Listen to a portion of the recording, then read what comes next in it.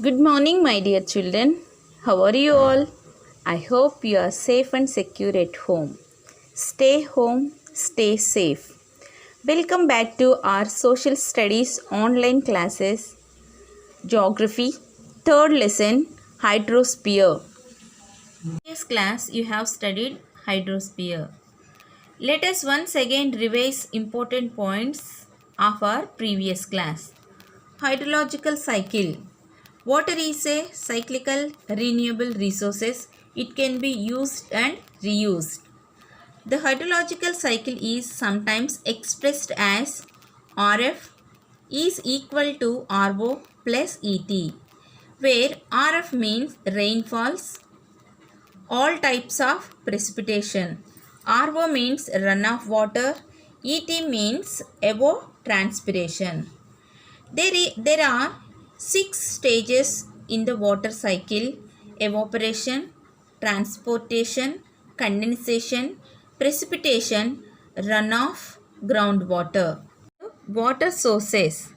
97.2169% of water is saline water and only 2.7831% is fresh water. The greatest portion of the fresh water, 69.56, is in the form of ice and permanent snow cover in the Arctica and the Antarctic and in the mountain regions. 30.1% exist as fresh groundwaters. Only 0.34% of the total amount of fresh water on the earth is concentrated in lakes, reservoirs and river system. Oceans. Continents and oceans are first order relief features and first order landforms. The large water bodies are called oceans. The geographers have divided the oceans. There are 5 oceans: the Pacific Ocean, the Atlantic Ocean, the Indian Ocean, the Southern Ocean is Antarctic Ocean and the Arctic Ocean. Relief of the oceans. Ocean floor is divided into 4 parts. First one, continental shelf, continental slope. Third one, deep sea plains. Fourth one, oceanic deeps and trenches. Let us discuss about salinity of oceans. Have you ever wondered why the oceans are filled with salt water instead of fresh water? Children, have you ever eaten food without salt? Was it tasty? Did early human beings use salt in their food? Yes. Where did the salt come from? Most of the salt is in the oceans come from land.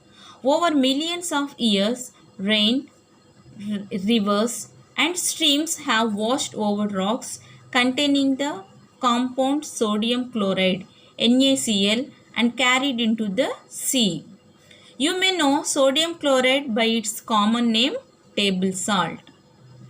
Some of the salt in the oceans come from undersea volcanoes and hydrothermal vents. Salinity is the term used to define the total content of dissolved salt in seawater. It is usually expressed as parts per thousands or PPT. PPT means parts per thousands. Some important points of this topic. Ocean water is salty. Most of the salt in the oceans comes from land.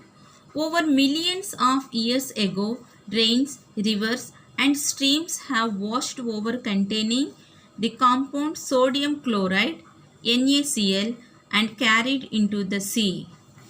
The total content of dissolved salt in seawater is called salinity. The salinity of oceanic water depends mainly on evaporation and precipitation. The coastal region's salinity is influenced by the freshwater flow from rivers. In polar regions, salinity is influenced by the process of freezing and thawing of ice. salinity is usually expressed as parts per thousands or ppt. The average salinity of the oceans is 35%. Lake Van of Turkey is the water body with the highest salinity. Isohelene. This is one more question. Isohelene means a line joining the points in the ocean having the same degree of salinity. A line joining the points in the ocean having the same degree of salinity. Next, ocean temperature. When compared to land, the temperature in the oceans does not show much variation, but these little variations show great impact. For example, the activeness of southwestern monsoon in India is affected by El Nino and La Nino. El Nino means periodic change in the Pacific Ocean sea surface temperature that have impact on weather all over the globe. La Nina means La Nina represent periodic of below average sea surface temperature across the east central equatorial part. So, the ocean temperature is influenced by latitude, winds, ocean currents, unequal distribution of land and changes of seasons. The temperature in the ocean varies from -2 degrees Celsius to 29 degrees Celsius. Next topic, vertical distribution of temperature. As one goes deep inside the oceans, the temperature decreases. The fall in temperature is very steep for the first kilometer. After that, there is a steady decline up to a depth of 5 kilometers. Below that, the temperature is steady at about 2 degrees Celsius. Ocean currents. What are ocean currents? They are streams of water moving along surface of the ocean in definite path. The general movement of a mass of water in a fairly defined direction over a great distance. The ocean currents are sometimes called ocean rivers. Based on temperature, ocean currents can be broadly divided into two categories: warm currents, cold currents. Warm currents, which flow from the lower latitude in tropical zones towards the high latitudes in the temperate zone and subpolar zones.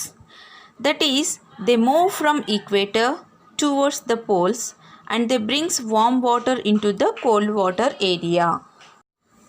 Now cold currents, they have a lower surface temperature and brings cold water into warm water areas. These currents flow in the high latitude from the polar region towards the lower latitude, that is towards the equatorial region. The ocean currents divided into two categories, that is stream and drift, based on their speed. The ocean currents which flows speedily is called a stream and that which slowly is called drift. Surface currents constitute about 10% of all the water in the ocean and lies at the upper 400 meters of the ocean. Deep water current make up the other 90% of the ocean water. These water move around the ocean basin. Deep water sink into deep ocean basins at high latitude where the temperature are cold because density to increase. Causes of ocean currents: level of salinity, temperature, earth rotation, land, planetary winds. See the level of salinity. It means amount of salt present in the water. Salinity of generally affected by the inflow of fresh water from the rivers, melting ice and rainfalls and evaporation.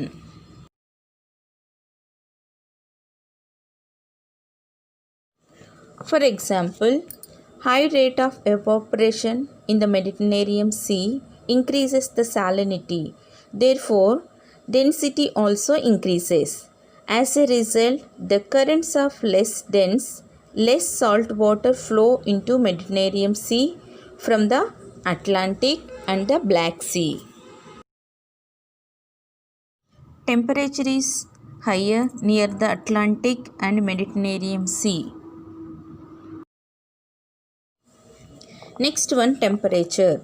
Temperature is higher at the equator than the poles. Hence, the water near the equatorial region is heated more than that near the poles.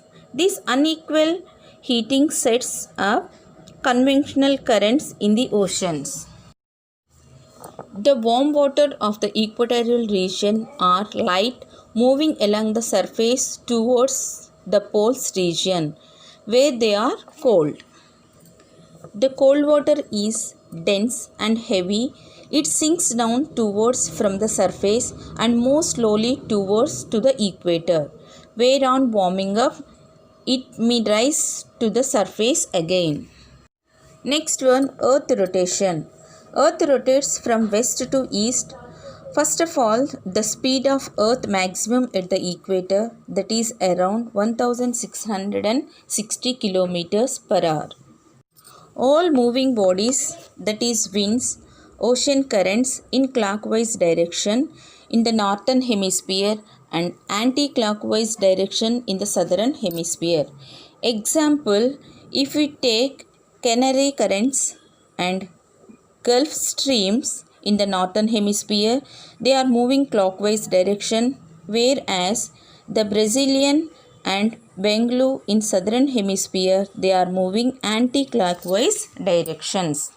Planetary winds also play a dominant role on the flow of the ocean currents. Now the names of the winds: trade winds, westerlies and monsoon winds. Trade winds blow between the equator and the tropics.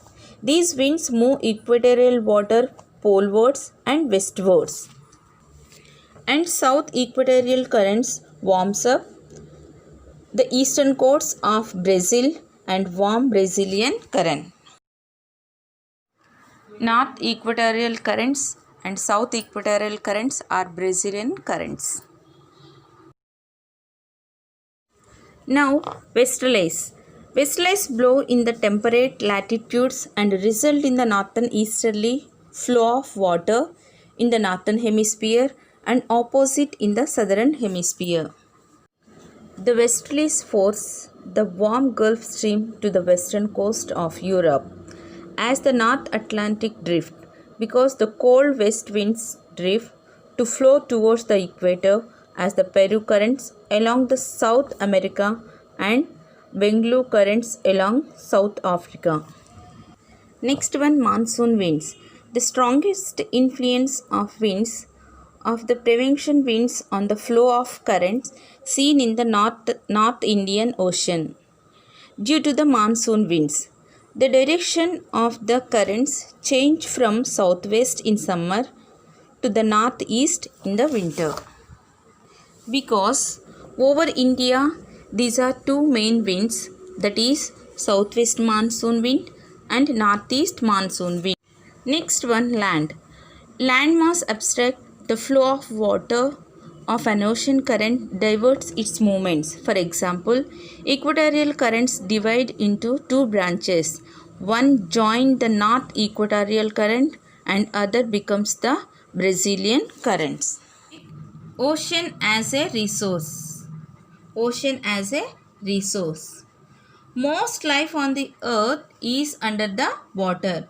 Human beings have depended on oceans for their food and livelihood from the ancient time. Oceans provided abundant food resources like fish and salt. We also use the sand, gravel, etc. So, humans extract minerals like chlorine, fluorine, iodine from it. So, oceans also provide us with gems and pearls. So, how are the oceans useful to mankind? Oceans are storehouse for fish. Since early times, man depend on the oceans for food, and oceans are sources for rainfalls. Oceans act as international highways, and rock, petroleum, natural gas are extracted under oceans. Oceans are mined for minerals, salt, sand, gravel, manganese, copper, etc. So, yet today, oceans have also fallen victim to our exploitation. Many large fish like whales have been disappeared. Oceans have also become dumping ground for plastic and other forms of toxic waste. Okay children, hope you all understood the topics: hydrological cycle or water cycle, salinity of water, and ocean currents. Thank you.